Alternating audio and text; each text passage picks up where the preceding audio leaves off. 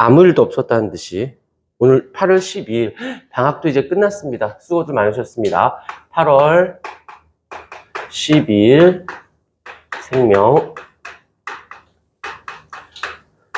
이고 자 오늘 할 주요한 내용은 바로 사람의 유전이에요. 사람의 유전.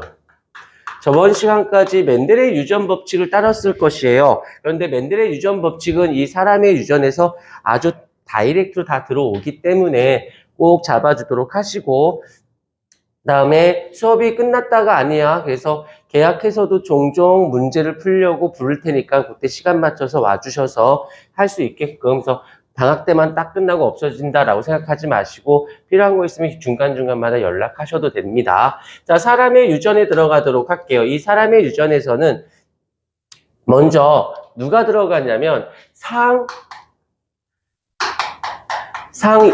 왜? 누가 얘기를 했는 것 같은데 상염색체에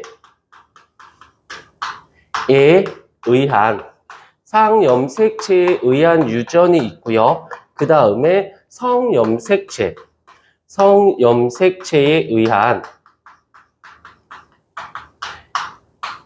의한 유전이 있어요. 자, 그런데 왜 이렇게 나뉘었냐? 여기서 생각해 볼게. 그렇군. 그렇지. 사람은 상염색체에서 염색체의 구성은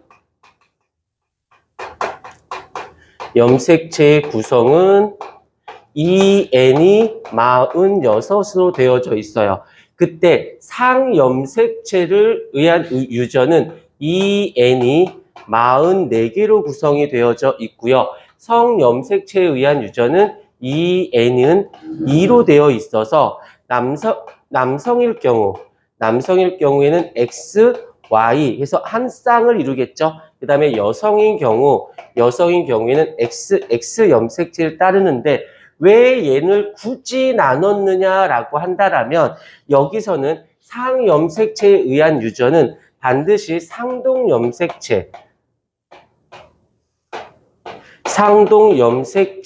의한 유전을 로 되어져 있는데 여기서 특이할 부분이 왜 나눴느냐면 여자 때문이 아니라 남자 때문이에요. 뭐 남자가 더 나아서 아니 남자가 좀 더 아침부터 들으면 안 되지.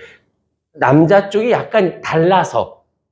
왜냐? 여기서는 일단 상동 염색체면 부계와 모계로부터 받은 것이 일단 염색체는 동일해야 돼요. 그 다음에 유전자 구성이 여기서 이렇게 해서 대립 유전자 여기 사이에 이렇게 있는 거 상동 염색체 같은 위치에 있는 걸 우리는 대립 유전자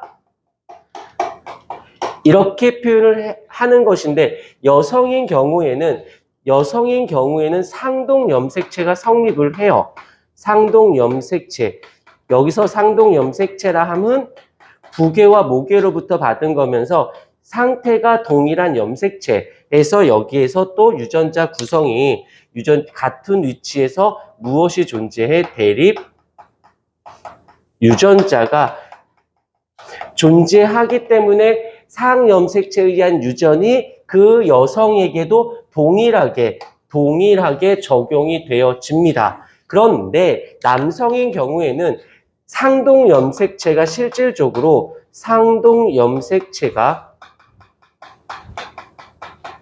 성립을 하지 않아요. 일단 생김새가 다릅니다. 이렇게 조금 달라요.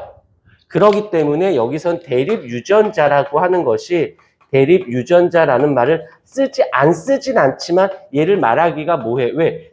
일단 상동 염색체가 성립하지 않기 때문에 여기에서 중요한 건 무엇이냐면 실제로 문제를 풀 때 거의 90% 이상은 여성을 가지고 합니다. 여성을.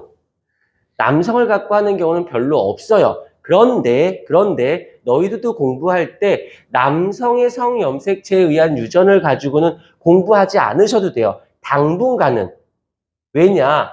이 상염색체에 의한 유전과 성염색체에 의한 유전의 접근법이 동일한 게 여성이거든. 그래서 얘를 갖고 주로 내는데 만약에 문제상에서 남성을 갖고 나왔다. 지금은 이제 기초를 닦는 반이야. 실전편이 아니라 여기 남성에 의한 유전이 나왔다 그러면 일단 다 틀려놓고 출발해. 왜? 100문제 중에 한두 문제 나올 거거든. 그러면 99문제를 맞추는 연습을 여기 먼저 연습을 하신 다음에 여기가 어느 정도 완성이 되고 자존감이 높아지고 풀 수 있는 능력. 틀리더라도 아유, 그럴 수 있어. 쫄지만 않으면 돼. 라는 정도가까지 되어서 나올 때마다 힘들어 라고 하면은 얘는 손대지 않는 게 좋아요. 왜? 얘는 좀 변형꼴이거든. 그러니까 먼저 스탠다드한 것을 먼저 공부를 충분히 하신 다음에 어느 정도 자존감이 높아졌을 때 남성인 경우는 예외가 생겨라는 그 지금 방금 말한 거 남성인 경우에는 약간 예외가 생겨 라는 것만 가지고 즉 어떤 거냐면 얘를 어느 정도 내가 풀 수 있어. 푸는데 이상한데? 자, 써볼게. 이걸로 여성과 상염색체로 내가 어떤 문제를 접근을 해요. 하다가 풀 수 있어. 근데 이상한데? 왜 말이 안 되지? 라고 했을 때는 세 가지야. 지문을 잘못 봤거나 아니면 지문을 제대로 왜 혼자 웃은 거야? 혼자 이뻐서. 서린이가 아주 홀딱 반하겠어, 아주 그냥. 빨리 웃어? 빨리 묶을래? 대가리는 내 반만 해가지고, 씨. 머리. 좋겠다, 니네는 머리 작아서. 은서야. 너도 머리 작단 소리 듣지?